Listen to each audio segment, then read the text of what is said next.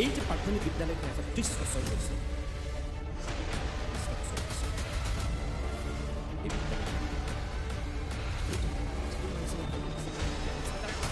প্ৰাথমিক বিদ্যালয় থকা আমাৰ ৰাজ্যখনত 37,000 এতিয়া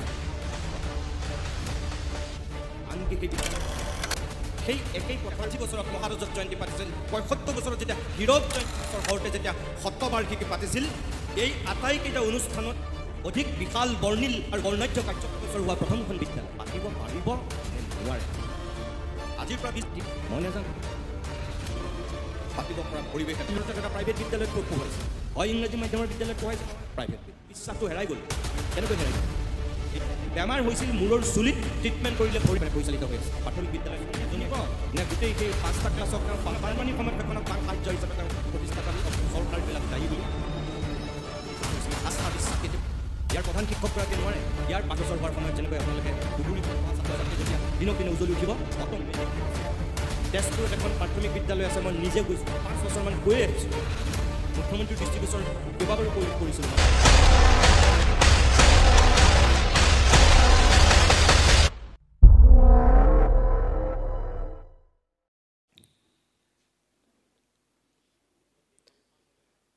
মাননীয় আজিৰ সভাৰ সন্মানীয় সভাপতি মহোদয়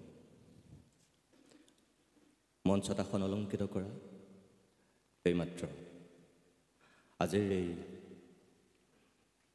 মূল অধিৱেশনৰ শুভ উদ্বোধক মোৰ অতি শ্ৰদ্ধাৰ খনিকৰ ছাৰ মঞ্চত আসন অলংকৃত কৰা শিৱসাগৰ জিলাৰ সাহিত্য সভাৰ সন্মানীয় সভাপতি তথা অসমৰ বিশিষ্ট মহিলা নিৰুপমা মহন্ত বাইদেউ শিক্ষা বিষয়া প্ৰাক্তন শিক্ষা বিষয়া প্ৰমোদ বৰুৱা ডাঙৰীয়া মোৰ অতি শ্ৰদ্ধাৰ নিৰঞ্জন নাথ মহোদয় ডিব্ৰুগড় জিলাৰ খোৱাঙৰ সম আয়ুক্ত জিন্তু বৰাদেৱ এই বিদ্যালয়ৰ প্ৰধান শিক্ষককে প্ৰমুখ্য কৰি সন্মানীয় শিক্ষাগুৰুসকল উপস্থিত ৰাইজ আপোনালোক সকলোকে মই নমস্কাৰ জনাইছোঁ আৰু পলমকৈ হ'লেও ইংৰাজী নৱবৰ্ষৰ শুভেচ্ছা জনাইছোঁ ভোগালী বিহুৰ ওলগ জনাইছোঁ আপোনালোকৰ এই অঞ্চলটোলৈ মই ৰাজহুৱা সভাত প্ৰথমবাৰৰ কাৰণে আহিছোঁ আশে পাশে 2-1 স্থানলৈ আহিছোঁ কিন্তু এই জেগাটোলৈ মই ইয়াৰ আগতে অহা নাছিলোঁ আৰু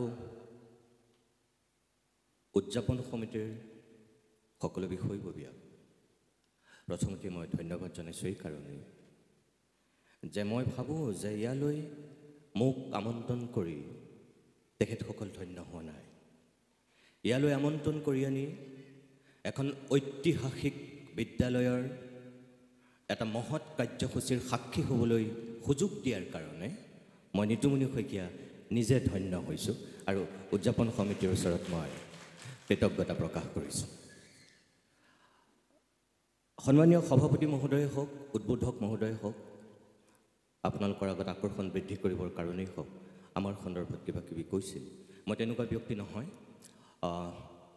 পৰিৱেশ পৰিস্থিতি চাই মনলৈ সভা সমিতিত যেনেকুৱা কেইটামান কথা ক'বলৈ বিবেকে অনুমতি দিয়ে তেনেকুৱা দুটামান কথা মই আপোনালোকৰ আগত ক'ম আৰু কৈ ইয়াৰ পৰা মই বিদায় মাগিম আৰু মোৰ সেই কথাকেইটাই যদি কাৰোবাক আপোনালোকক ভাল লগায় তেতিয়াহ'লে মই ভাবিম যে ইয়ালৈ অহালৈ মোৰ ক'ৰবাত অকণমান সাৰ্থকতা তাতেই আৰু যদি এখন কাণেৰে সোমোৱাই ইখন কাণেৰে আপোনালোকে উলিয়াইও দিয়ে তেতিয়াও মোৰ ক'বলগীয়া বৰ বিশেষ একো নাথাকিব প্ৰথমতে মই সেইসকল মহান ব্যক্তিক শ্ৰদ্ধাৰে সোঁৱৰণ কৰিছোঁ যিকেইজন মহান মনীষীৰ চিন্তাৰ ফচল হিচাপে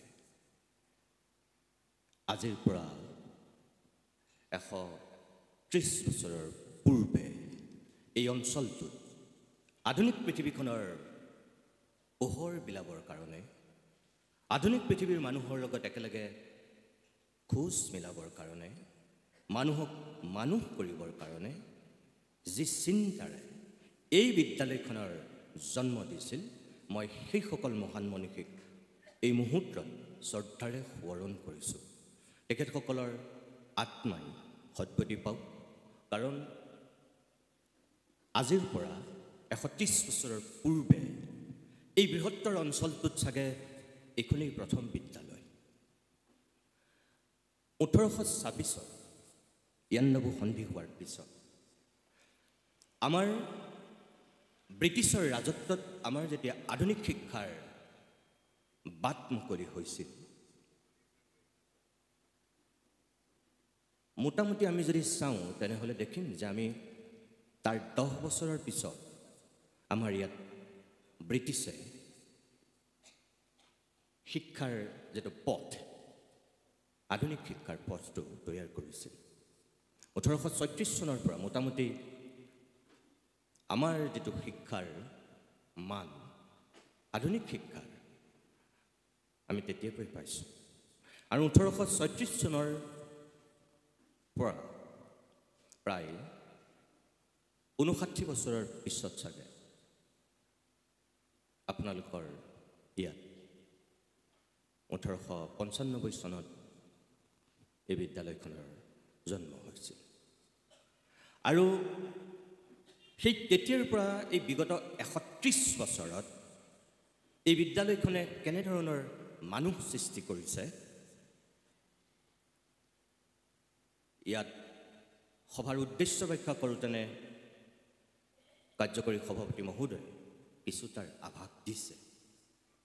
চিকিৎসক, অভিযন্তা, অধ্যাপক, শিক্ষক, বিভিন্ন ক্ষেত্ৰৰ বিভিন্ন ব্যক্তি যে এই বিদ্যালয়খনে জন্ম দিছে বিগত সময়ত, তেখেতৰ কথাৰ আভাসত আমি গম পাইছোঁ। আৰু মোৰ এই মুহূৰ্তত ক'বলৈ ভাল লগা কথাটো, আৰু আপোনালোকে নিশ্চয় শুনিও চাগে ভাল পাব, আৰু মই ক'ব লাগে কাৰণেও ক'ব বিচৰা নাই, তেল মৰা নাই, মই তোষামোদো কৰা নাই। এই বিদ্যালয়খনৰ লগত যে আপোনালোকৰ এই অঞ্চলটোৰ মানুহৰ এই 130 বছৰীয়া যিটো ঐতিহ্য আছে, যিটো পৰম্পৰা আছে, ইয়াৰ লগত যে আপোনালোকৰ মানুহখিনিৰ দুই ধৰণৰ এটা সম্পৰ্ক সাংঘাতিক ধৰণেৰে সম্পৃক্ত হৈ আছে, মোৰ অনুভৱ হৈছে আপোনালোকৰ এই উপস্থিতিটোৱে প্ৰমাণ কৰে যে এই বিদ্যালয়খনৰ লগত আপোনালোক কেনেকৈ আৱেগিকভাৱে আৰু আত্মিকভাৱে আজিও আপোনালোক একাত্ম হৈ আছে, তাৰ সাক্ষী আপোনালোক। এটা সন্তানৰ লগত যেনেকৈ এগৰাকী মাতৃৰ বা পিতৃৰ এটা আৱেগিক সম্পৰ্ক থাকে আৰু এটা আত্মিক সম্পৰ্ক থাকে, ঠিক একেদৰে এই বিদ্যালয়খনৰ লগতো আপোনালোকৰ মই ভাবোঁ এই দুই ধৰণৰ সম্পৰ্কৰ ভেটিটো আজিও মজবুত হৈ আছে, আৱেগিক আৰু আত্মিকভাৱে।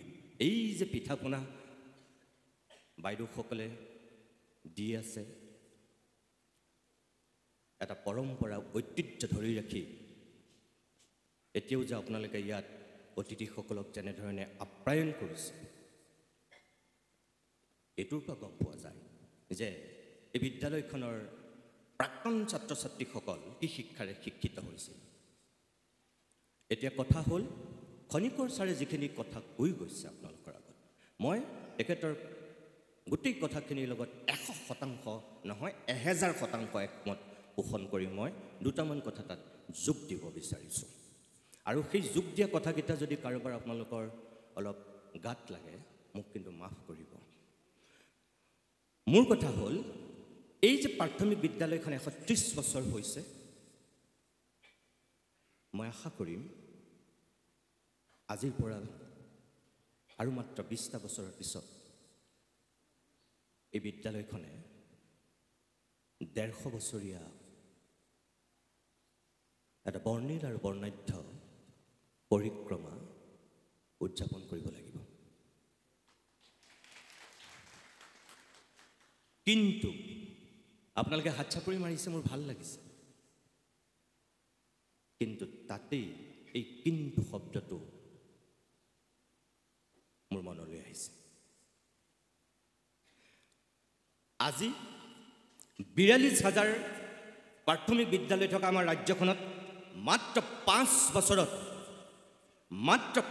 বছৰত সেই বিদ্যালয় হ্ৰাস হৈ আহি ৩৭,০০০ৰ পৰা এতিয়া আহি প্ৰায় ৩৫-৩৪,০০০ত ৰৈছেহি আৰু চাগে এতিয়া যিটো সমীক্ষা ওলাব আৰু চাগে হ্ৰাস পাব বহুত ৫০ বছৰ গৰকা ৭৫ বছৰ গৰকা আনকি এনেকুৱা ঐতিহ্যমণ্ডিত অসমৰ স্বনামধন্য ব্যক্তিয়ে অধ্যয়ন কৰা বিদ্যালয় নিষ্ঠুৰভাৱে এতিয়া বন্ধ হৈ গৈছে আনকি সেই বিদ্যালয়ৰ পৰা অসম সাহিত্য সভাৰ স্বয়ং সভাপতি হৈছিল প্ৰধান সম্পাদক হৈছিল বিশ্ববিদ্যালয়ৰ উপাচাৰ্য হৈছিল আজি সেই বিদ্যালয় বন্ধ সেই একেই পথৰ পথিক যাতে এই বিদ্যালয়খন নহয় আজিৰ পৰা ২০ বছৰৰ পিছত যেতিয়া এই বিদ্যালয়খনে ১৫০ বছৰীয়া জয়ন্তী উদযাপন কৰিব মোৰ দৃঢ় বিশ্বাস যেতিয়া ২৫ বছৰ ৰূপালী জয়ন্তী পাতিছিল যেতিয়া ৫০ বছৰ সোণালী জয়ন্তী পাতিছিল যেতিয়া ৬০ বছৰত মহাৰজত জয়ন্তী পাতিছিল ৭৫ বছৰত যেতিয়া হীৰক জয়ন্তী পাতিছিল ১০০ বছৰ হওঁতে যেতিয়া শতবাৰ্ষিকী পাতিছিল এই আটাইকেইটা অনুষ্ঠানতকৈ ১৫০ বছৰীয়া অনুষ্ঠানটো অধিক বিশাল বৰ্ণিল আৰু বৰ্ণাঢ্য কাৰ্যসূচীৰে এই বিদ্যালয়খনে আয়োজন কৰিব পাৰিব লাগিবই কাৰণ এই অঞ্চলটোৰ এই বিদ্যালয়খন ১৫০ বছৰ হোৱা প্ৰথমখন প্ৰাথমিক বিদ্যালয় আপোনালোকে হাত চাপৰি মাৰিছে মোৰ ভাল লাগিছে কিন্তু পাতিব পাৰিব নে নোৱাৰে আজিৰ পৰা ২০ বছৰৰ পিছত সেই পৰিৱেশটো এই বিদ্যালয়খনত থাকিব নে নাথাকে মই নাজানো আপোনালোকে জানে কিন্তু মই বিচাৰিম যে আপোনালোকে যিকোনো মূল্যৰ বিনিময়ত হ'লেও পাতিব পৰা পৰিৱেশ এটালৈ এই বিদ্যালয়খনক নিব লাগিব ইয়াৰ কাৰণে আজিয়েই আপোনালোকে এই ১৩০ সংখ্যক বৰ্ষপতি যেতিয়া এই পৰিৱেশত উদযাপন কৰিছে এতিয়াই আপোনালোকে ভীষ্মৰ দৰে প্ৰতিজ্ঞা কৰক মনত ৰাখিব এইখন মাত্ৰ কেইটামান ছাত্ৰ ছাত্ৰীক পাঠদান কৰা এখন পাঠশালা নহয় এই বৃহত্তৰ অঞ্চলটোক সঁচা অৰ্থত পূৰ্ণাংগ মানুহ কৰিবৰ কাৰণে কোনোবা খনিকৰে যেনেকৈ কমাৰশালত শিল্পত প্ৰস্তুত কৰে মই ভাবোঁ তেনেকুৱা এইখিনি মানুহ সৃষ্টি কৰা এইখন এখন কমাৰশাল যিখন কমাৰশালত ৰুকি ৰুকি বিগত সময়ছোৱাত আপোনালোকৰ এই অঞ্চলটোৰ সভ্যতা সংস্কৃতি গঢ় দিয়া একাংশ মানুহ এই বিদ্যালয়খনে সৃষ্টি কৰিছিল গতিকে এই বিদ্যালয়খনক কেইটামান ছাত্ৰ ছাত্ৰীয়ে শিক্ষাদান কৰি যোৱা এখন পাঠশালা বা এখন প্ৰাথমিক বিদ্যালয় বুলি ভাবিলে ভুল হ'ব আপোনালোকৰো ইয়াত বহু দায়িত্ব আছে কিন্তু আমাৰ যিবিলাক ভুল সিদ্ধান্তৰ কাৰণে আমাৰ বিদ্যালয় বন্ধ হৈ আহি আজি এই অৱস্থা পাইছেহি আপোনালোকৰ কোনোবাই বেয়া পালেও মই ক'বলৈ বাধ্য যে আমাৰ বিগত চৰকাৰবিলাকৰ কিছুমান ভুল সিদ্ধান্তৰ কাৰণেই কিন্তু আমাৰ আজি এই ঐতিহাসিক বিদ্যালয়বিলাক যিবিলাক চৰকাৰী মাধ্যমৰ বিদ্যালয় এই বিদ্যালয়বিলাক আজি বন্ধ হৈছে একমাত্ৰ যে চৰকাৰী দায়ী মই সেইটোও কোৱা নাই আপোনালোকক এখন বিদ্যালয় হৈ থাকিবৰ কাৰণে আমাক কেইটামান উপাদান লাগে আপোনালোকে কেনেকৈ বিশ্লেষণ কৰে মই নাজানো মোৰ সামান্য জ্ঞান আৰু বুদ্ধিৰে যিখিনি ঢুকি পায় এই হাতৰ মুঠিটো যদি আমাৰ মজবুত হ'ব লাগে তেনেহ'লে আমাৰ এই ৫টা আঙুলি থকাটো জৰুৰী যদি আমাৰ এটা আঙুলিও নাথাকে মুঠিটো কিন্তু মজবুত নহয় ৫টাৰ যিটো মজবুত নহয় এটা নাথাকিলেও ঠিক একেদৰে আমাৰ যিটো শিক্ষা ব্যৱস্থা এই যে প্ৰাথমিক বিদ্যালয়ে যিটো ভেটি তৈয়াৰ কৰে ইয়াৰ পৰা গৈ আমি বিশ্ববিদ্যালয় পৰ্যন্ত যিটো শিক্ষা আমি আয়ত্ত কৰোঁ আহৰণ কৰোঁ এই ভেটি যিটো তৈয়াৰ কৰে এই ভেটিটো তৈয়াৰ কৰাৰ লগত ৫টা উপাদান অত্যন্ত শক্তিশালী হ'বই লাগিব ছাত্ৰ ছাত্ৰী, 2 শিক্ষক, 3 অভিভাৱক, 4 ইয়াৰ যেটো আন্তঃগাঁথনি পৰিচালনা সমিতি পৰা ধৰি যিখিনি কাম, যেটো চৰকাৰ যন্ত্ৰ, আৰু 5 যেটো আমাৰ পাঠ্যপুথি, আটাইতকৈ যেটো ছাত্ৰ ছাত্ৰীৰ অভিভাৱকৰ কাৰণে, শিক্ষকৰ কাৰণে জৰুৰী। কিন্তু আমাৰ বিগত সময়ছোৱাত আমি 5টা উপাদানক সমানে গুৰুত্ব দি আমি দেখিলোনে? আগৰ কথা মই নাজানো, খনিকৰ ছাৰহঁত আছে, তেখেতসকলৰ দিনৰ পৰিৱেশটো আৰু বেলেগ আছিল। কিন্তু তেখেতসকলৰ পিছত তেখেতসকলৰ আমি পুত্ৰসম। ইয়াত আমি 4টা জেনেৰেশ্যন আছোঁ। আমি যদি চাওঁ, ইয়াত আমি 4টা জেনেৰেশ্যনৰ মানুহ আছোঁ। কিন্তু একদম এই কণমানি ছোৱালীজনীলৈকে যদি আমি চাওঁ, ইয়াত আমি মোটামুটি 4টা জেনেৰেশ্যন আছোঁ। এই 4টা জেনেৰেশ্যনৰ মানুহৰ আপোনালোকৰ সকলোৰে চকুত কি আছে? এতিয়া উন্নতি আছে, প্ৰগতি আছে, সম্ভাৱনা আছে, প্ৰাচুৰ্য আছে। এই চকুবিলাকত, মুখবিলাকত কি আছে? আশা আছে। কিন্তু তাৰ পিছতো যদি আমি নিজক সোধোঁ, কোনোবা এটা মুহূৰ্তত, নীৰৱে নীৰলে থকা মুহূৰ্তত যদি খনিকৰ ছাৰে নিজক সোধে, সভাপতি মহোদয়ে সোধে, জিন্তু বৰাই সোধে, আপোনালোকে নিজক যদি সোধে, উত্তৰটো আপোনালোকে কি পায়? আশা পায় নে নিৰাশা, হতাশা? কি দেখে? আমি গৈ আছোঁ, আমি সকলো গৈ আছোঁ। কিন্তু আমি কলৈ গৈ আছোঁ? আমাৰ লক্ষ্যস্থান কি? আমি কি বিচাৰিছোঁ জীৱনত? আমি কোনখন পৃথিৱী দি যাবৰ কাৰণে সাজু হৈছোঁ? আমাৰ উত্তৰ প্ৰজন্মক আমি কোনখন সমাজ দিম? এই যে খনিকৰ ছাৰে কিছু সময়ৰ পূৰ্বে কৈ গ'ল, আজি শিক্ষকক ছাত্ৰই হত্যা কৰিছে, স্বামীয়ে পত্নীক মাৰিছে, পত্নীয়ে স্বামীক কাটি টুকুৰা কৰিছে। এইখন অসমত কোনোবাই ভাবিছিল নেকি যে কোনোবা পত্নীয়ে গিৰিয়েকক 27 টুকুৰা কৰি পেলাই ফ্ৰিজত ভৰাই থ'ব? কোনোবাই ভাবিছিল নেকি শাহুৱেক আৰু গিৰিয়েকক কাটি কাটি গৈ পাহাৰৰ তললৈ টুকুৰা টুকুৰ কৰি পেলাই দিব?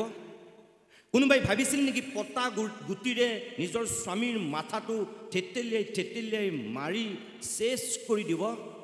কোনোবাই ভাবিছিল নেকি যে মৰমৰ পত্নীগৰাকীক কাটি 7 টুকুৰা কৰিব? এয়া কি? এয়া কিহৰ ইংগিত?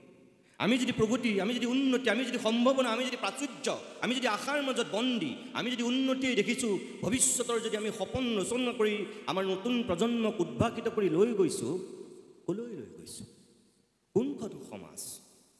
কি দিব বিচাৰিছোঁ আমি সুধি চাইছোঁনে? এইটো ডাঙৰ প্ৰশ্ন। মোৰ আপোনালোকৰ প্ৰতি অনুৰোধ সেইটোৱেই, এই বিদ্যালয়খনলৈ বা ইয়াৰ ওচৰ পাজৰৰ বিদ্যালয়খনলৈ পঠিয়াই আমি ল'ৰাটোক সদায় সপোন দেখুৱাইছোঁ ডাঙৰ মানুহ হোৱাৰ।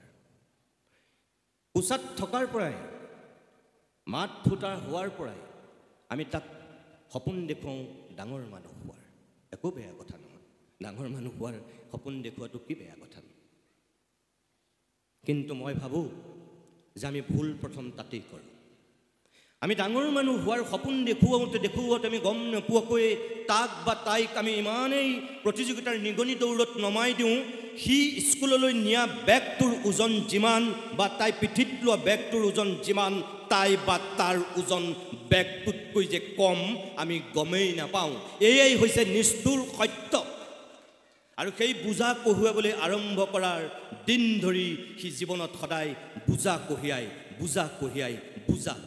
আৰু সি গম নাপায় সি কলৈ গৈ আছে, তাই গম নাপায় তাইক আমি কলৈ পঠিয়াই দিছোঁ।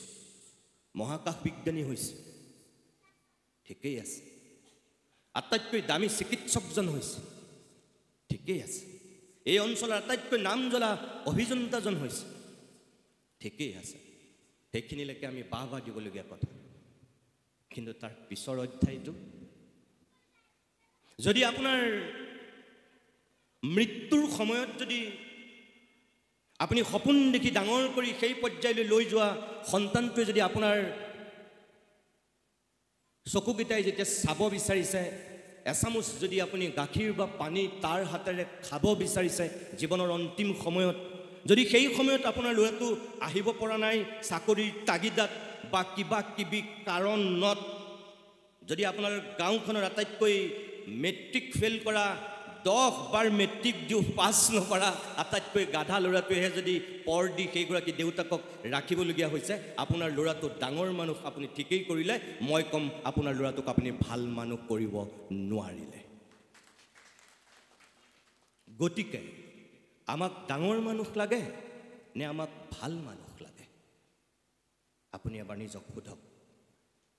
এই আপোনালোকৰ এই অঞ্চলটোৰ পৰা বৰ বেছি দূৰত নহয়, যোৱা বছৰ যিটো ঘটনা ঘটিছিল এই টিয়ক অঞ্চলত, যতদূৰ সম্ভৱ এই যে অকলশৰীয়া মানুহজনী বিচনাত শুই থকাৰ অৱস্থাতেই যে বিচনীখনৰ সতে জকা হৈ গৈছিল, মনত আছেনে আপোনালোকৰ? এই যোৰহাটৰ এই টিয়কৰ বাহনা অঞ্চলৰ। মোক কোনোবাই বেয়া পাব পাৰে, কিন্তু সেইটোতো সত্য। সেই মানুহজনী বিচনীখনৰ সতে জকা হৈ যাবলৈ কিমান দিন পৰি থাকিব লাগিব? 15 দিনতকৈতো বেছি দিন বিচনাত মানুহজনী পৰি আছিল, জকা হৈ গেলি গৈছিল। কিন্তু তেওঁতো তিনিওটা সন্তান অত্যন্ত উচ্চ শিক্ষিত, এজনটো বিদেশত থাকে, দুটা পুতেক, দুইটা সুশিক্ষিত উচ্চ শিক্ষিত, একমাত্ৰ জীয়েক ওচৰতে আছে। সাংবাদিক যেতিয়া গৈছিল তেখেতৰ মুখত মোটামুটি অসমীয়া ফুটাই নাছিল, আখৈ ফুটা দি ইংৰাজী ফুটিছে। অৰ্থাৎ তেওঁ যে এগৰাকী উচ্চ শিক্ষিত, তেওঁ সেই ইংৰাজীত কোৱা কথাখিনিতেই গম পোৱা যায়। অসমীয়া নোকৈ যেতিয়া তেওঁ ইমান আখৈ ফুটা দি ইংৰাজী মাৰিছে, ডেফিনেটলি তেওঁ এগৰাকী উচ্চ শিক্ষিত। এই মহিলাগৰাকীয়ে তিনিওটা সন্তানক চাগে সপোন দেখাৰ ধৰণে ঠিকেই ডাঙৰ মানুহ কৰিলে। এজন গৈ বেংকক পালেগৈ, এজন গেংকক নে ক'ত আছিল। কিন্তু মানুহজনীৰ যিটো জীৱনৰ বিয়লি বেলা, বিচনাত জকা হৈ গৈছিল, 15 দিনতকৈ বেছি দিন তেনেকৈ পৰি থাকিল। না তেওঁ পুতেক দুজনে দেখিলে, না তেওঁ জীয়েকে দেখিলে। মই এটা মাত্ৰ আপোনালোকক উদাহৰণ দিছোঁ, এটা মাত্ৰ উদাহৰণ। লাগে নেকি আমাক কওক? আপোনাৰ ল'ৰাটো, আপোনাৰ ছোৱালীজনী ভৱিষ্যতলৈ আপোনাৰ তেনেকুৱা সন্তান হোৱাটো আপুনি বিচাৰে নেকি? সুশিক্ষিত কৰি, উচ্চ শিক্ষিত কৰি ডক্টৰ, ইঞ্জিনিয়াৰ, প্ৰফেচৰ চব বনালে, কিন্তু মানুহ বনাব নোৱাৰিলে সেই মানুহজনীয়ে। দুৰ্ভাগ্য তাতেই। প্ৰফেচৰ বনিলে, ইঞ্জিনিয়াৰ বনিলে, ডক্টৰ বনিলে, কিন্তু তেওঁলোক মানুহ নবনিলে, যাৰ কাৰণে সেই দুৰ্ভগীয়া মহিলাগৰাকী 15 দিন বিচনাত গেলি পচি জকা হৈ গ'ল। মোৰ আপোনালোকৰ প্ৰতি অনুৰোধ সেইটোৱে যে আমি এই যে ডাঙৰ মানুহ হোৱাৰ যিটো সপোন দেখুৱাওঁ সৰুৰ পৰাই, সি বা তাই সেই দিশত গুচি গ'লে খনিকৰ ছাৰে কোৱা সমাজখন আমি কেতিয়াও নাপাওঁ। আমাক সেইখন সমাজ নালাগে। আমাৰ যিখন বিনন্দীয়া সমাজ, এই যে এতিয়া আমি এক দ্বন্দ্বত আছোঁ, মই যে আপোনালোকক কৈছোঁ যে আমি গৈ আছোঁ, আমি ক'লৈ গৈ আছোঁ আমি নিজেই নাজানো। আমাৰ এক দ্বন্দ্ব, আমি কি বিচাৰিছোঁ আমি নিজেই নাজানো।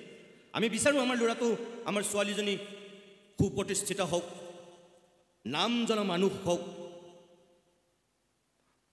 গাড়ী, ঘৰ দুৱাৰ, অট্টালিকা লগোৱা লিকচৌ মাজত সুখ আৰু স্বাচ্ছন্দ্যৰ মাজত থাকক। আমি ঠিকেই বিচাৰোঁ সেইখিনি। কিন্তু একেটা সময়তে আমি এসোপামান কিবা কিবি পাইছোঁ যদিও একেটা সময়তে আমি কি হেৰুৱাইছোঁ? যিখিনি হেৰুৱাইছোঁ আমাক কিহে পূৰাব পাৰিব? সেইখিনি পাৰিব জানো? নোৱাৰে। এইটো আমাৰ এতিয়া দ্বন্দ্ব, ব্যক্তি দ্বন্দ্ব, সামাজিক দ্বন্দ্ব, সকলো ফালৰ পৰা মানুহকেইটা দিশহাৰা দিগভ্ৰান্ত এফালে উন্নতিৰ প্ৰগতিৰ জখলাত আমি বগাই গৈ আছোঁ আৰু আনফালে আমি এফালৰ পৰা হেৰুৱাই শেষ কৰি আহিছোঁ কিন্তু আমি কি হেৰুৱাইছোঁ হিচাপ কৰা নাই মোৰ আপোনালোকৰ প্ৰতি অনুৰোধ এতিয়া সেইটোৱেই প্ৰাপ্তিৰ প্ৰাচুৰ্যত আনন্দত আত্মহুৰা মানুহে কোনো দিন বেদনাত হেৰুৱাৰ উপলব্ধি কৰিব নাজানে নোৱাৰে কাৰণ তেওঁলোকে সদায় পায়ে থাকে আনন্দত তেওঁলোক আত্মহাৰা যিদিনাখন তেওঁলোকে হেৰুৱাই সেইদিনাখন তেওঁলোক বোবা হৈ যায় স্তব্ধ হৈ যায় কি হেৰুৱালো সেইদিনাখন তেওঁলোকে ভাবে শেষ ফিনিছ এই যে ভাৰতবৰ্ষৰ আটাইতকৈ মেধাৱী ছাত্ৰ ছাত্ৰীসকল পঢ়া শিক্ষানুষ্ঠানত বিগত 5 বছৰত IIT আৰু IIMত 97 জন ছাত্ৰ ছাত্ৰীয়ে সুইচাইড কৰিছে 97 জন আটাইতকৈ চোকা যিখিনি ছাত্ৰ ছাত্ৰী মেধাৱী ছাত্ৰ ছাত্ৰী তেওঁলোকেই এই IIT আৰু IIMত পঢ়ে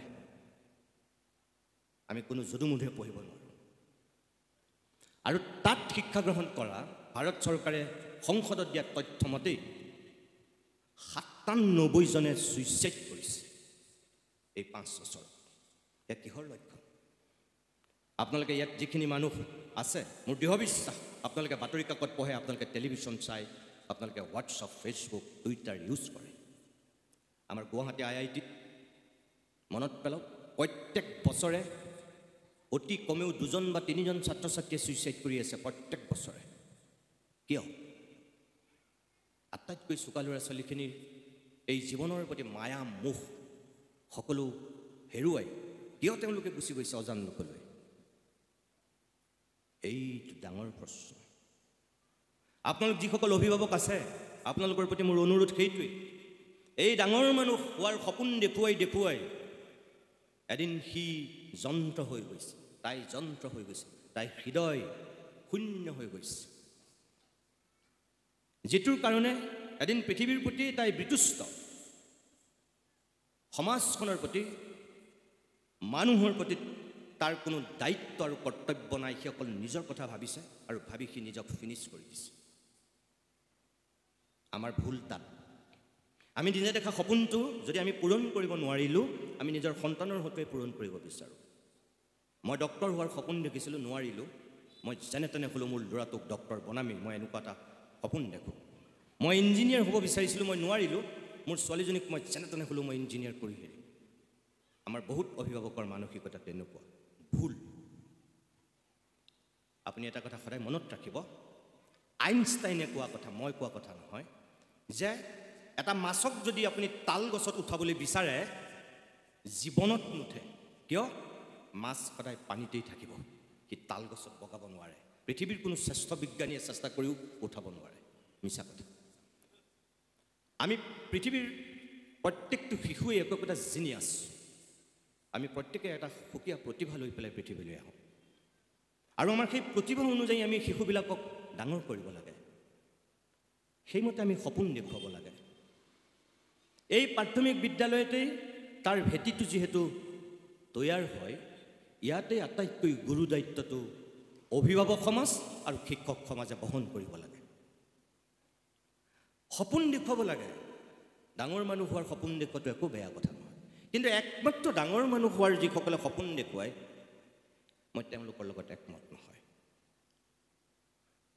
ল'ৰাটোৰ ছোৱালীজনীৰ প্ৰতিভা অনুযায়ী আমি সপোনটো দেখুৱাব লাগে আৰু সেইমতে আগুৱাই দিব লাগে যিটো ল'ৰাৰ ক্ৰিকেটৰ প্ৰতি ৰাপ যিজনী ছোৱালীৰ নাচৰ প্ৰতি অনবৰতে ৰাপ যিটো ল'ৰাই এটা সুন্দৰ কণ্ঠ লৈ পেলাই আহিছে যিজনী ছোৱালীৰ এটা সাংঘাতিক অভিনয় প্ৰতিভা লৈ আহিছে আপুনি কি যুক্তিত তাইক ইঞ্জিনিয়াৰ বনাবলৈ চেষ্টা কৰে কিয় আপুনি ডক্টৰ বনাব বিচাৰে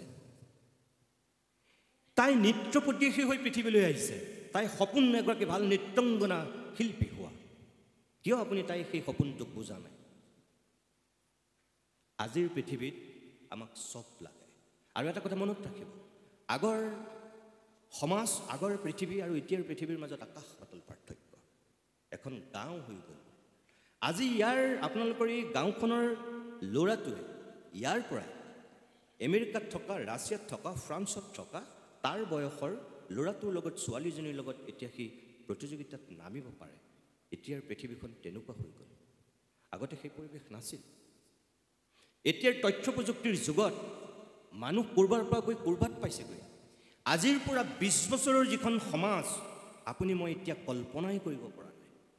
আমি ভাবিবই পৰা নাই আজিৰ পৰা 20 বছৰৰ মাত্ৰ 20 বছৰৰ পিছৰ যিখন সমাজ। এতিয়া ChatGPT আহিছে, এতিয়া AI যুগ। AI যুগত মানুহ ক'ৰ পৰা গৈ ক'ত পাবগৈ আমি নাজানো। এলেন মাস্কে যিখিনি কাম কৰি আছে, তেওঁ যেনেকৈ নিজে এগৰাকী ভাল ব্যৱসায়ী, এগৰাকী তেওঁ ভাল বিজ্ঞানী, তেওঁ মহাকাশক লৈ যিখিনি এতিয়া চিন্তা চৰ্চা কৰি আছে, আজিৰ পৰা চাব আপোনালোকে, যদি তেখেতে ভবাৰ ধৰণে গৈ থাকে আৰু মাত্ৰ 10 বছৰৰ পিছৰ পৃথিৱীখন আজি আমি যেনেকৈ দেখি আছোঁ এইখন পৃথিৱী হৈ নাথাকে, এখন বেলেগ পৃথিৱী হ'ব। আৰু 20 বছৰৰ পিছততো ভয়ানক এখন। কাৰণ এতিয়া আপুনি চাওক, আমাৰ মানুহৰ যিখিনি কেপাচিটি, ভূপেন হাজৰিকাই কেতিয়াবা গীতত কৈ থৈ গৈছে, মই তেখেতৰ লগত একমত, কিন্তু তাৰপিছতো মোৰ ক'ৰবাত ভয় লাগে যে সঁচাকৈ মানুহৰ যিটো মনুষ্যত্ব, যিটো ভগৱানৰ যিটো জীৱশ্ৰেষ্ঠ হিচাপে মানুহক দিয়া শক্তি, যিটো উপাদান, আমি মানুহেই বাৰু সঁচাকৈ ফিনিছ কৰি দিম নেকি, আমি চেছ কৰি দিম নেকি, আমি সেই দিশত গৈ আছোঁ নেকি? কাৰণ আমি এটা গল্প, এটা কবিতা, এটা প্ৰবন্ধ, আমি এখন নাটক লিখিবলৈ আমাৰ সৃষ্টিশীল মনৰ প্ৰয়োজন। আমি উদ্ভাৱন কৰোঁ, মানুহে আৱিষ্কাৰ কৰে। কেনেকৈ কৰে? এই যে মানুহে উৰাজাহাজ আৱিষ্কাৰ কৰিছিল চৰাইটোৰ নিচিনাকৈ, এই যে হেলিকপ্টাৰখন জীয়াটোৰ দৰে জি জিকে উৰি যে থাকে, কিয়? হেলিকপ্টাৰখনটো বেলেগো হ'ব পাৰিলেহেঁতেন, কিয় জীয়াটোৰ দৰে হ'ল? উৰাজাহাজখন চৰাইটোৰ দৰে কিয় হ'ল?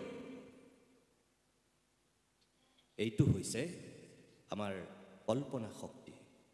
মানুহে এদিন কল্পনা কৰিছিল চৰাইটোৰ দৰে যদি আমি উৰিব পাৰিলোহেঁতেন, অৰ্থাৎ আমি নিজে উৰিব নোৱাৰিলোঁ, কিন্তু মানুহক এনেকুৱা এটা বস্তু আৱিষ্কাৰ কৰাই দিলে যিটোৰ যোগেদি তাৰ ভিতৰত সোমাই মানুহে চৰাইটোৰ দৰে উৰি গুচি গ'ল। এই জীয়াটোৰ দৰে হেলিকপ্টাৰখন সৃষ্টি কৰা হ'ল। এইটো কল্পনা শক্তি, এইটো সৃষ্টিশীল প্ৰতিভা আমাৰ। কিন্তু এই সৃষ্টিশীল প্ৰতিভাটো আমাৰ আৰু কিমান দিন আমাৰ মাজত থাকিব বাৰু? কাৰণ এতিয়া AI যুগ। এতিয়া আৰ্টিফিচিয়েল ইণ্টেলিজেন্সে আপোনাক এটা কবিতা লিখি দিব পাৰে, আপোনাক এটা গল্প লিখি দিব পাৰে, আপুনি বিষয়টো কৈ দিলেই হ'ল। এইটো কেনেকুৱা কথা হৈ গৈছে? আৰু মানুহেতো মানুহ জন্ম দিছে, আগতে জন্ম মৃত্যু বিবাহ কোনেও নাজানে বুলি কয়, ভগৱানে জানে অকল। কিন্তু এতিয়া দুটা বস্তু মানুহে নিজে জানে, এটা জনা নাই এতিয়ালৈকে। এতিয়া মানুহে জন্ম জানে, এতিয়া মানুহে বিবাহ জানে। বিবাহ কেতিয়া মানুহে মোটামুটি জানে এতিয়া। আগতে মানুহে বিশ্বাস কৰিছিল এইটো ভগৱানে ঠিক কৰা বস্তু, জন্ম কেতিয়া হ'ব ভগৱানে ঠিক কৰা বস্তু। কিন্তু এতিয়া আমি জানো মোৰ ল'ৰাটোৰ, মোৰ ছোৱালীজনী মই কোন মাহৰ কোন ডেটত মই জন্ম দিম 6 মাহৰ আগতে মই ঠিক কৰিব পাৰোঁ। কিন্তু এতিয়ালৈকে মানুহে পৰা নাই মৃত্যুটো। আৰু যিদিনাখন মানুহে মৃত্যুক জয় কৰিব পাৰিব, সেইদিনাখন চাগে ভগৱানৰ অস্তিত্ব থাকিবই নে নাথাকে সেই সময় ক'ব, সেই সময় ক'ব। কিন্তু মানুহ এতিয়া সেই দিশত গৈ আছে। কেনেকৈ? এই 40 বছৰৰ পৰা 60 বছৰ, 60 বছৰৰ পৰা 80 বছৰ, 80 বছৰৰ পৰা 120 বছৰ, আৰু কেনেকৈ 150 বছৰ জীয়াই থাকিব পাৰি, মানুহৰ আয়ুস বৃদ্ধি কৰিব পাৰি, তাৰ গৱেষণাত মানুহ ইতিমধ্যেই নিমগ্ন। যদি মানুহৰ সঁচাকৈ তেনেকুৱা এটা দীঘলীয়া জীৱন আৱিষ্কাৰ হয় 150 বছৰ, তাৰপাছত মানুহ কি লাহে লাহে অমৰ হ'বলৈ যাব নেকি? আজিৰ দিনত আপোনালোকৰ হয়তো কাৰোবাৰ ভাবিছে যে নিতুমণি শইকীয়াই কেনেকুৱা পগলা ধৰণৰ কথা কিছুমান কৈ আছে। কিন্তু পৃথিৱীখনৰ ৰূপ আৰু স্বৰূপ ইমান দ্ৰুতগতিত সলনি হৈছে ইয়াৰ যিসকল 8, 9, 10ৰ ল'ৰা ছোৱালী তেওঁলোকে আজিৰ পৰা 20 বছৰৰ পিছত মই নাথাকিব পাৰোঁ মই নাজানো কিন্তু তেওঁলোক থাকিব আৰু তেওঁলোকে গম পাব যে সঁচাকৈ মই কোৱা কথাটো কিমান সঁচা মিছা 20 বছৰৰ পিছত তেওঁলোকে গম পাব মই আপোনালোকক কৈ দিছোঁ যে আমি কল্পনা কৰিব নোৱাৰা এখন পৃথিৱীত আছোঁ আজিৰ পৰা 20 বছৰৰ যিখন সমাজ হ'ব আমি ভাবিব নোৱাৰোঁ কি হ'বলৈ গৈ আছে সেই কাৰণে মই কৈছোঁ আমি যদি হৃদয়বান মানুহখিনি হৈ থাকিব লাগে আমি যদি সৃষ্টিশীল আমি যদি উদ্ভাৱনী শক্তিৰ অধিকাৰী মানুহ হৈ থাকিব লাগে তেনেহ'লে কিন্তু আমাৰ গাত সেই মনুষ্যত্বটো লাগিব আৰু সেইখিনি কিহে দিয়ে আমাক যিখিনি যন্ত্ৰত নাথাকে যন্ত্ৰত নাথাকিবৰ কাৰণেই আমাক সেই মনুষ্যত্বৰ কাৰণেই আমাক যিখিনি গুণ লাগিব অৰ্থাৎ আমাক মানৱীয় গুণ লাগিব আমাক প্ৰমূল্যবোধ লাগিব আমাক নৈতিকতা লাগিব আমাক আধ্যাত্মিকতা লাগিব আমি এটা শক্তিৰ ওপৰত বিশ্বাস কৰিবই লাগিব আৰু যিটো শক্তি আমাক নিয়ন্ত্ৰণ কৰে সেইটোৰ ওচৰত আমি নিজকে সমৰ্পিত কৰিবই লাগিব আমাৰ দুৰ্ভাগ্য এতিয়া যে আমি সেই চেতনাটো আমি হেৰুৱাই পেলাইছোঁ আধ্যাত্মিক চেতনা নৈতিকতা মূল্যবোধ মানৱতা এইবিলাক এতিয়া শুনি ভাল লগা একোটা শব্দ হৈ গৈছে বহুতৰ বাবে চিটিকি পৰিছে উফৰি পৰিছে উন্নতি প্ৰগতিত কলৈ গৈ আছে নিজেই নাজানে আমি নিজেই নাজানো আমি কলৈ গৈ আছোঁ মোৰ আপোনালোকৰ প্ৰতি অনুৰোধ সেইটোৱেই যে আমি যদি সঁচাকৈ নিজৰ সন্তানক প্ৰকৃত মানুহ কৰিব বিচাৰিছোঁ তেতিয়াহ'লে অকল পাঠ্যপুথিকেন্দ্ৰিক এই বৃত্তটোৰ আবদ্ধ কৰি ৰাখিলে নহ'ব এই শ্ৰেণীকোঠাৰ ভিতৰত অকল চোকা আৰু মেধা কৰাৰ যিটো প্ৰতিযোগিতা তাত আমি নমালে নহ'ব আনুষংগিকভাৱে পূৰ্ণাংগ মানুহ হ'বৰ কাৰণে যিখিনি গুণ লাগে যিখিনি দীক্ষা লাগে শিক্ষকেও দিব লাগিব অভিভাৱকেও দিব লাগিব আৰু সেইকাৰণে মই কৈছোঁ যে এই 5টা উপাদান আমাৰ মজবুত হ'বই লাগিব ছাত্ৰ ছাত্ৰী শিক্ষক অভিভাৱক আন্তঃগাঁথনি চৰকাৰৰ দায়িত্ব কৰ্তব্য আৰু পাঠ্যপুথি এই 5টা উপাদান ইটোৰ লগত সিটো এডাল চেনৰ দৰে পুৰা সংগতি থাকিবই লাগিব আৰু সেই সংগতিটোৱে একত্ৰিতভাৱে যেতিয়া লৈ যাব তেতিয়া কিন্তু আমাৰ ক'ৰবাত ভৱিষ্যতটো এতিয়াও আশাপ্ৰদ বুলি মই ভাবোঁ বহুকেইগৰাকী বক্তা আছে মই আৰু বেছি দীঘলীয়া কৰিব বিচৰা নাই মোৰ আপোনালোকৰ প্ৰতি অনুৰোধ এইটোৱেই আমাৰ গৰিষ্ঠ সংখ্যক অভিভাৱকে সদায় নিজৰ ল'ৰাটোৰ নিজৰ ছোৱালীজনীৰ উন্নতি আৰু প্ৰগতি বিচাৰে এইটো বেয়া কথা নহয় স্বাভাৱিক কিন্তু আগতে যিটো খনিকৰ ছাৰহঁতৰ দিনত আছিল আমাৰ দিনতো আছিল সেই বস্তুটোৰ এতিয়া অভাৱ ঘটিছে যিটোৰ কাৰণে ল'ৰাটো বা ছোৱালীজনী মানুহতকৈ যন্ত্ৰ হৈ গৈছে সেইটোৱেই হৈছে অকল ব্যক্তিকেন্দ্ৰিক এই যে আপুনি অকল নিজৰ ল'ৰাটোৰ নিজৰ ছোৱালীজনীৰ কথা ভাবিছে কাষৰ ঘৰৰ ল'ৰাটোৰ কথা ছোৱালীজনীৰ কথা মৰি গ'লেও আপুনি ভবা নাই এই যে তাই যদি 90 পাইছে আপুনি মৰিত তৰি আপুনি লাগি গৈছে যে আপোনাৰ ল'ৰাটো কিয় 95 নাপাব তাই যদি 99% পাই গৈ আছে আপুনি কাষৰ ঘৰৰ হিচাপে আপোনাৰ সেইটোৱেই প্ৰতিযোগিতা হৈছে যে এই কেলে নাপাব ই কিয় নাপাব ইও পাব লাগিব এই যিটো প্ৰতিযোগিতা এইটো মোৰ কথা হ'ল যে আমাৰ দিনত প্ৰতিযোগিতা আছিল কিন্তু সেই একেই প্ৰতিযোগিতাৰ লগত আমাৰ দিনত সহযোগিতাও আছিল কিন্তু এতিয়া অকল প্ৰতিযোগিতা আছে য'ত সহযোগিতা নাই যিটোৰ কাৰণে এতিয়াৰ ল'ৰা ছোৱালীবিলাকৰ সাহস আছে সততা নাই হিংসা আছে অহিংসা নাই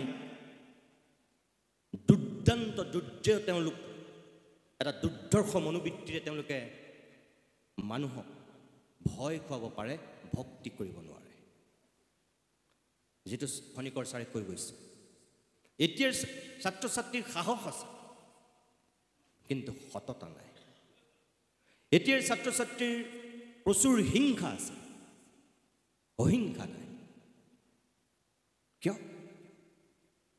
এই যে চুৰি লৈ যায় এতিয়া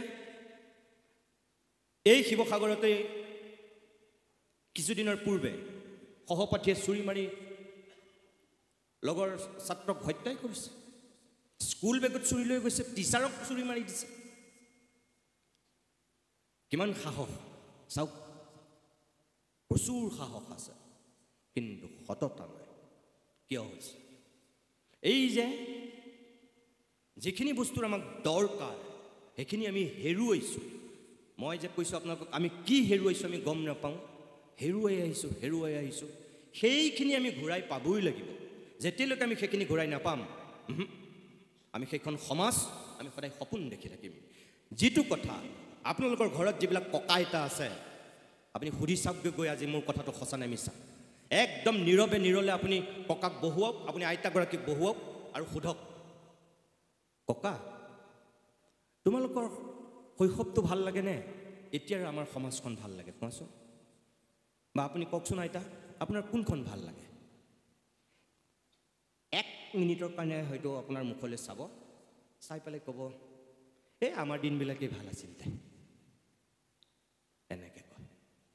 হয়নে নহয়? আপুনি আজি গৈ সোধক। মই সুধিছোঁ এই প্ৰশ্ন, মোৰ ককাক সুধিছিলোঁ, মোৰ আইতাক সুধিছোঁ। মই ককাক কৈছোঁ, আপোনালোকৰ দিনত কি আছিলে? একোতো নাছিল, বিজুলী বাতি নাছিল, ইমান সহজলভ্য যাতায়াত ব্যৱস্থা নাছিল, মোবাইল ইণ্টাৰনেট সপোনৰো গোচৰ, একোৱেই নাছিল। গুৱাহাটীলৈ যাবৰ কাৰণে এসপ্তাহ 1 মাহৰ পৰা প্ৰস্তুতি চলাব লাগে। এতিয়াতো এদিনত গৈ মানুহ গুৱাহাটীৰ পৰা ঘূৰি আহে, ইমান সহজ হৈ গ'ল। এতিয়া আমেৰিকা লণ্ডনলৈ মানুহ যাবলৈ কোনো চিন্তাই নকৰে। আপোনালোকৰ দিনততো সেইবিলাক সপোনৰো গোচৰ আছিল। তাৰপিছতো আমাৰ দিনবিলাকেই ভাল আছিল, এনেকৈ কয়। তাৰমানে আমি ককা আৰু আইতাই এই যিবিলাক প্ৰগতি দেখিছে, এই উন্নতি দেখিছে, এইবিলাকত এতিয়াও আশ্বস্ত হ'বই পৰা নাই। যিটোৰ কাৰণে তেওঁলোকৰ দিনবিলাক ভাল বুলি কৈছে, এইটো এটা বিতৰ্কিত কথা। মই কোৱা নাই যে ককা আৰু আইতাই ক'লে বুলি তেওঁলোক সত্য, আমিবিলাক ভুল, আপোনালোকে সেইটো নাভাবিব, মই কোৱা নাই। মই কোনটো কথা কৈছোঁ যে তেখেতে কিয় ভাবি পোৱা নাই যে এতিয়াৰ দিনবিলাক ভাল? আইতাই কিয় বিশ্বাস কৰা নাই যে তেওঁ শৈশৱতকৈ আমাৰ এতিয়াৰ শৈশৱটো ভাল? কিয় বিশ্বাস কৰা নাই? এইটো ডাঙৰ কথা। মানুহৰ আস্থা আৰু বিশ্বাস জোৰ কৰি সৃষ্টি কৰা বস্তু নহয়। যেনেকৈ মানুহৰ মৰম আৰু ভালপোৱা হৃদয়ৰ বস্তু, এই বিশ্বাস আৰু আস্থাও তাকো আপুনি জোৰ কৰি আদায় কৰা বস্তু নহয়। এইটো স্বতঃস্ফূৰ্ত, স্বয়ংক্ৰিয়। এইটো মন আৰু মগজুৱে মানিব লাগিব। কিন্তু ককা আৰু আইতাই মনা নাই। কিয় মনা নাই? আগৰ দিনত চুৰ, ডকাইত, লম্পট, দগাবাজ এটা বৃহত্তৰ অঞ্চলত জিলিকি আছিল। আমুক ডকাইতটো বুলি ক'লে বৃহত্তৰ অঞ্চলৰ মানুহে চিনি পায়, আমুক চুৰটো বুলি ক'লে গোটেই বৃহত্তৰ অঞ্চলৰ মানুহে চিনি পায়, আমুক চুৰ, আমুক বেয়া মানুহ। তাৰমানে কি? ককা আৰু আইতাহঁতৰ দিনত তেওঁলোক বিশ্ববিদ্যালয়ৰ ডক্টৰেট ডিগ্ৰী নাথাকিব পাৰে, তেওঁলোকৰ ইমানবিলাক শিক্ষা দীক্ষা নাথাকিব পাৰে, কিন্তু মানুহবিলাক আছিল শান্তিপ্ৰিয়, মানুহবিলাক আছিল অহিংসুক, মানুহবিলাক আছিল সুখ আৰু আনন্দৰ মাজত বসবাস কৰা মানুহ। তেওঁলোকৰ দিনত এই বেয়া মানুহকেইটা জিলিকি আছিল তকৈ, তাৰমানে বাকী মানুহবিলাক ভাল আছিল। আৰু এতিয়া আমি কি বুলি কওঁ? এই বহু দিনৰ মূৰত ভাল মানুহ এটা লগ পালোঁ, জানা, মনটো ভাল লাগি গ'ল কথা পাতি আজি। আমি কওঁ আজি বিয়াখনলৈ গৈ ভাল লাগিল, জানা, বৰ ভদ্ৰ মহিলা এগৰাকীক লগ পালোঁ, তেওঁ কথা বতৰাখিনি বৰ ভাল লাগিল। আমি বুদ্ধিমান যিখিনি মানুহ, কিতাপ পত্ৰ যিসকলে পঢ়োঁ, আমি কওঁ বহুত দিনৰ মূৰত এখন ভাল কিতাপ পঢ়িলোঁ, জানে। আপুনিও পঢ়ি চাবচোন কিতাপখন। বহুত দিনৰ মূৰত এটা ভাল গল্প পঢ়িলোঁ। এনেকুৱা গল্প আজিকালি নায়েই, এনেকৈ কওঁ।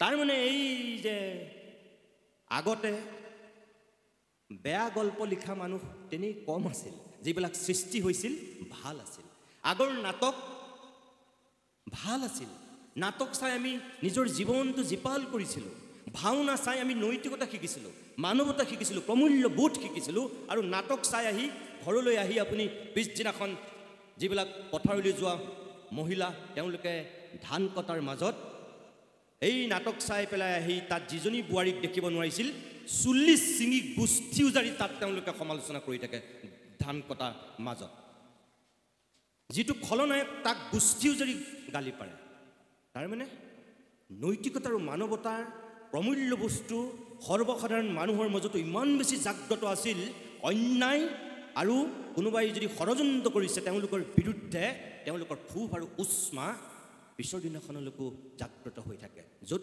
ধান কাচিৰ মাজত তাৰ বহিঃপ্ৰকাশ ঘটে এখন নাটকৰ প্ৰভাৱ সেই পৰ্যায়ত আছে কিন্তু আজি কিমানখন নাটক চাই কিমান জীয়ৰী বোৱাৰীয়ে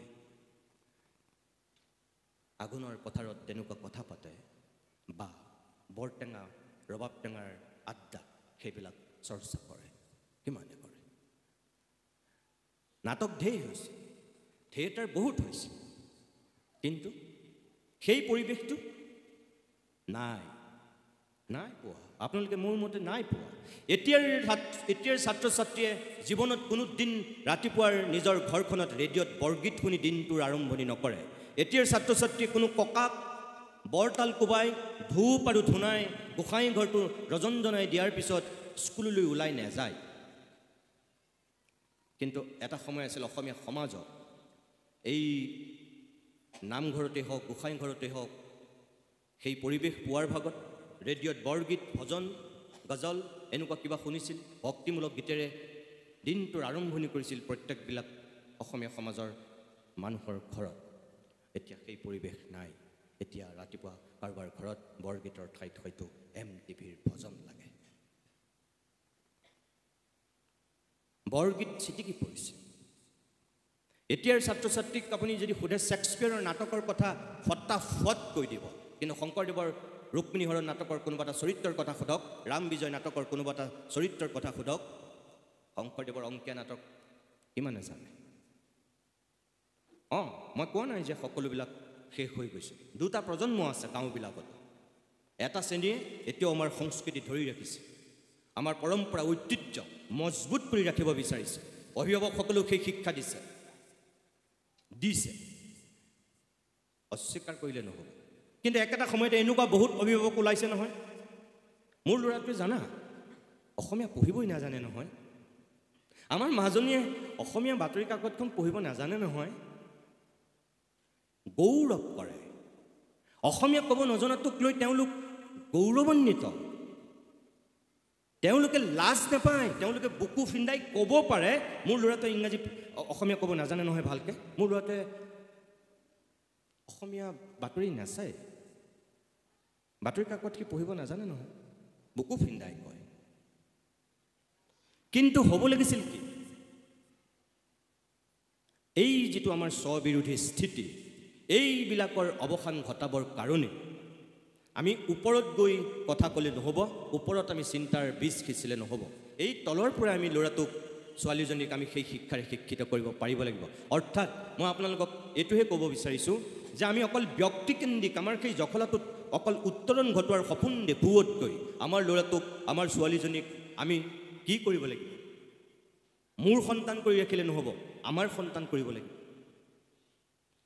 2 নম্বৰ আমি তাক বা তাইক স্বনিৰ্ভৰশীল কৰাৰ সপোন দেখুৱাম কিন্তু লগতে আমি এইটোও দেখুৱাম যে তুমি এগৰাকী অসম সন্তান নিজৰ ভাষাটোৰ প্ৰতি নিজৰ কৃষ্টি নিজৰ সংস্কৃতিৰ প্ৰতি নিজৰ জাতিটোৰ প্ৰতি নিজৰ গাঁওখনৰ প্ৰতি নিজৰ অঞ্চলটোৰ প্ৰতি সি বা তাই দায়বদ্ধ হ'ব লাগিব সি ডক্টৰ হ'ল অকল টকাৰ বিনিময়ত সি চিকিৎসা কৰে গাঁওখনৰ মানুহৰ দৰিদ্ৰ পীড়িত যদি কোনোবা এজন তেওঁ কাষ চাপিবলৈ গৈছে তেওঁ যদি টকাহে চিনি পায় মাটি ভেটি গৰু ছাগলী বিক্ৰী কৰি যদি সেই চিকিৎসকজনৰ তেওঁ চিকিৎসা আদায় কৰিবলগীয়া হৈছে মই ক'ম তেওঁ ডাঙৰ চিকিৎসক ঠিকেই হ'ল তেওঁ এজন ভাল চিকিৎসক মৰি গ'লেও নহ'ল আমাক লাগে ভাল চিকিৎসক যি এই দৰিদ্ৰ পীড়িত মানুহজনৰ দুখ বেদনা বুজি পাব গাঁওখনৰ অভাৱগ্ৰস্ত মানুহৰ কথা বুজি পাব আৰু সেই শিক্ষাটো অকল পাঠ্যপুথিত আপুনি নাপায় আমি নিজে অভিভাৱকে দিব লাগিব আমাৰ শিক্ষাগুৰুসকলে কিতাপৰ বাহিৰত থাকিও এইখিনি দিব লাগিব এই কথাখিনি আপোনালোকে জনা কথা মই কোনো নজনা কথা কোৱা নাই কিন্তু মই কিয় কৈছোঁ জানে যে আমি এই বিদ্যালয়খনক যদি বিদ্যালয় কৰি ৰাখিব লাগে এই যে মই ক'লোঁ যে আপোনালোকে 150 বছৰে ইয়াতকৈ ডাঙৰকৈ পাতিব লাগিব কেতিয়া পাতিব পাৰিব এতিয়াৰ যিসকল ছাত্ৰ ছাত্ৰীয়ে পঢ়ি আছে তেওঁলোকৰ গাত সেই জাতীয়তাবাদটো থাকিব লাগিব সেই সেন্টিমেন্ট সেই আবেগটো থাকিব লাগিব যে এইখন আমাৰ বিদ্যালয় এইখনত মই পঢ়িছিলোঁ আৰু এইখনৰ প্ৰতি মোৰ দায়িত্ব আৰু কৰ্তব্যবোধ আছে যেনেকৈ এতিয়া আপোনালোকবিলাকৰ আছে প্ৰাক্তন ছাত্ৰ ছাত্ৰী হিচাপে আপোনালোকে যেনেকৈ নিজৰ দায়িত্ব আৰু কৰ্তব্য পালন কৰিবৰ কাৰণে বিদ্যালয়খনৰ কিবা এটা মংগল কামনা কৰি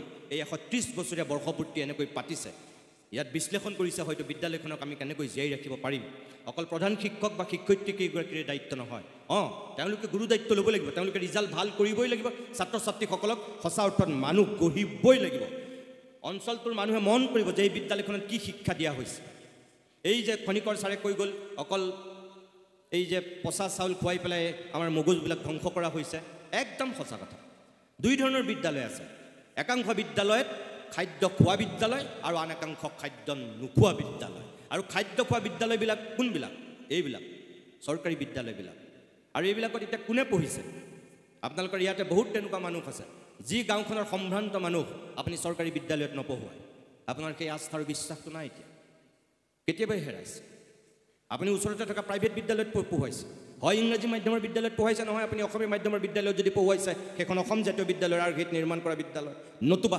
শংকৰদেৱ শিশু নিকেতনৰ আৰ্হিত স্থাপন কৰা এখন প্ৰাইভেট বিদ্যালয় আপুনি তাত পঢ়ুৱাইছে কিয় নপঢ়ুৱায় এই যে আস্থা আৰু বিশ্বাসটো হেৰাই গ'ল কেনেকৈ হেৰাই গ'ল এই শিক্ষকসকলো তাৰ কাৰণে দায়ী বহুত শিক্ষক দায়ী আৰু অকল শিক্ষকক দায়ী কৰিলেই নহ'ব মই আৰম্ভণিতে কৈছিলোঁ তাৰ কাৰণে চৰকাৰ দায়ী চৰকাৰে বেমাৰ হৈছিল মূৰৰ চুলিত ট্ৰিটমেণ্ট কৰিলে ভৰিৰ বুঢ়া আঙুলিত ক'ৰ পৰা আমাৰ বেমাৰ ভাল হ'ব বিদ্যালয়বিলাকত এতিয়াও অসমত এইবাৰ সৌসুদিনাখন ৰণোজ পেগুৱে চাগে অসম বিধানসভাত দিয়া তথ্যমতে এতিয়াও চাগে 29 নে 27 প্ৰাথমিক বিদ্যালয় আছে য'ত এজনীয়া শিক্ষকেৰে পৰিচালিত হৈ আছে প্ৰাথমিক বিদ্যালয় এজনীয়া শিক্ষকেৰে যদি আজিও পৰিচালিত হৈ থাকিবলগীয়া হৈছে তেওঁ সেই ৰেচনেই কিনিব নে গোটেই সেই 5টা ক্লাছক তেওঁ পাঠদানেই কৰিব হিচাপ পত্ৰই তেওঁ ভালকৈ ৰাখিব তেওঁ নিৰ্বাচনৰ কামেই কৰিব লোকপ্ৰিয়লৈ কৰিব কোভিডৰ ডিউটিয়ে কৰিব নে বানপানীৰ সময়ত সেইখনক বান সাহায্য হিচাপে তেওঁ প্ৰতিষ্ঠা কৰাত অগ্ৰণী ভূমিকা ল'ব কি কৰিব তেওঁ এজন শিক্ষকে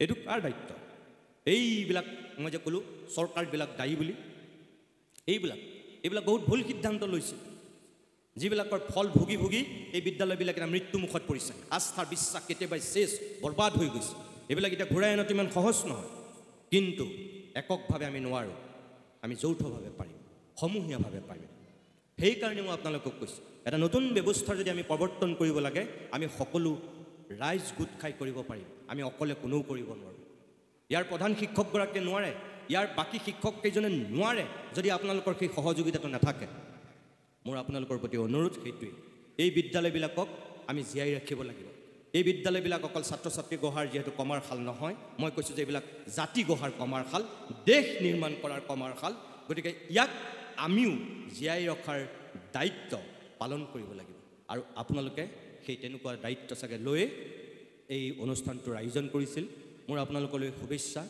ভক্তিভৰা শ্ৰদ্ধা থাকিল এই বিদ্যালয়খনক আজি 130 বছৰ হোৱাৰ সময়ত যেনেকৈ আপোনালোকে উবুৰি খাই কিবা এটা নতুন গতি দিয়াৰ প্ৰয়াস কৰিছে এই ধাৰাটো আপোনালোকে অব্যাহত ৰাখক যিকোনো মূল্যৰ বিনিময়ত অব্যাহত ৰাখক চৰকাৰক হেঁচা দিয়ক বিদ্যালয়খনৰ যিবিলাক এতিয়াও সমস্যা আছে আন্তঃগাঁথনি উন্নয়নৰ পৰা ধৰি যদি শিক্ষক নাই ছাত্ৰৰ অনুপাতে শিক্ষক কম তেনেহ'লে সেইখিনি যেনেকৈ হ'লেও আপোনালোকে আদায় কৰি সকলো ফালৰ পৰা আটকধুনীয়া কৰক চকুত লগা এখন বিদ্যালয় কৰক শিক্ষাগুৰুসকলে কষ্ট কৰক জোখতকৈ বেছি কষ্ট কৰক ইয়াৰ ওচৰৰ যিমানবিলাক বিদ্যালয় আছে সেই বিদ্যালয়বিলাকতকৈ এই বিদ্যালয়খনত পঢ়া ছাত্ৰ ছাত্ৰী যেতিয়া দিনক দিনে উজ্বলি উঠিব অট'মেটিক এই বিদ্যালয়খনলৈ ওচৰৰ মানুহৰ চকু পৰিবই চৰকাৰী মাধ্যমৰ বিদ্যালয় মানে যে জহন নামে গৈছে সেইটো নহয় বহুত বিদ্যালয় আছে এতিয়াও উজ্বলি আছে নক্ষত্ৰৰ দৰে জিলিকি আছে তেজপুৰত এখন প্ৰাথমিক বিদ্যালয় আছে মই নিজে গৈছোঁ আপোনালোকে গম পায় নে নাপায় নাজানো আজিকালি চিফ মিনিষ্টাৰেও সেই বিদ্যালয়খনৰ কথা ক'বলৈ লৈছে 2-3 বাৰমান কোৱা শুনিছোঁ সেই বিদ্যালয়খনৰ কথা মই যোৱা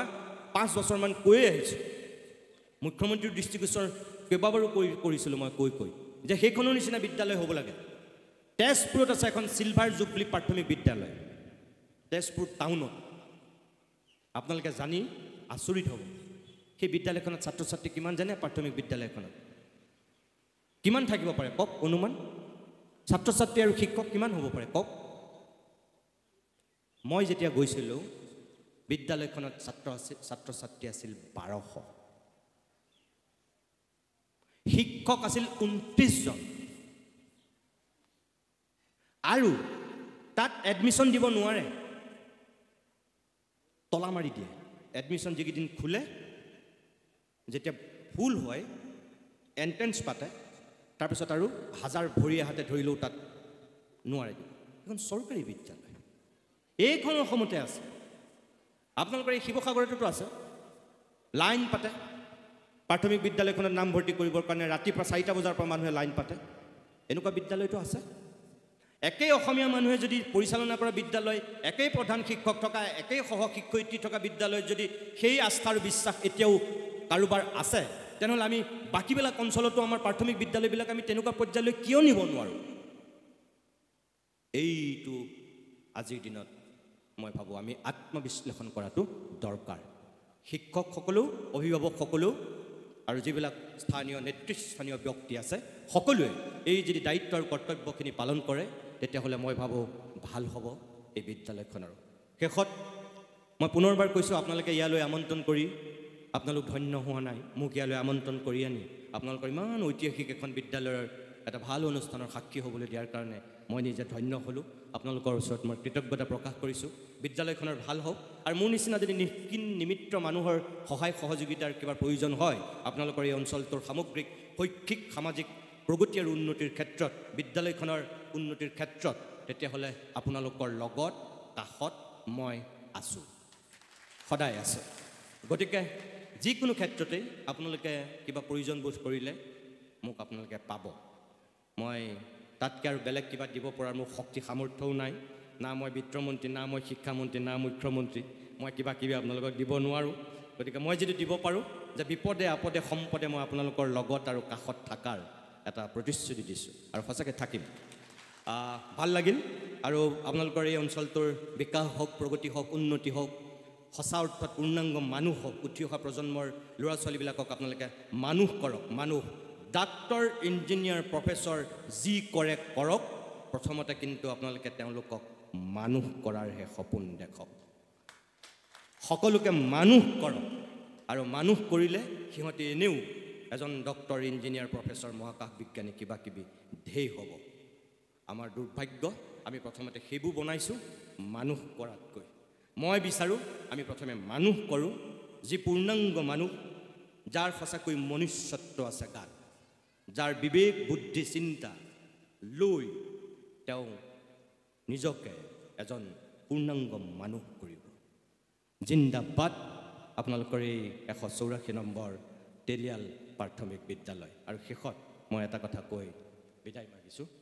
এই প্ৰেক্ষাগৃহটো মই যিমান দূৰ আহি গম পাইছিলোঁ, অঞ্জনজ্যোতি নাথৰ সোঁৱৰণত এই অনুষ্ঠানভাগ হৈছে। এগৰাকী মেধাৱী ছাত্ৰ আছিল, তেখেতৰ পিতৃ অতুল চন্দ্ৰ নাথ। কৰ্মসূত্ৰে তেওঁ দুলীয়াজানৰ বাসিন্দা আছিল, অইলৰ কৰ্মচাৰী। মই যিমানখিনি গম পালোঁ, কাজিৰঙা বিশ্ববিদ্যালয়ৰ পৰা তেওঁ MSc কৰি শিক্ষকতা কৰিবলৈ লৈছিল, আৰু সমাজখনৰ লগত জড়িত হোৱা এজন যুৱক আছিল।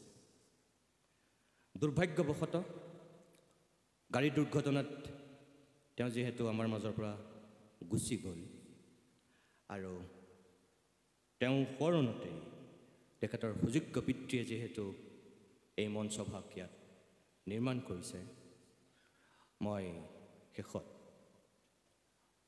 তেখেতক মই অন্তৰৰ পৰা ধন্যবাদ জনাইছোঁ।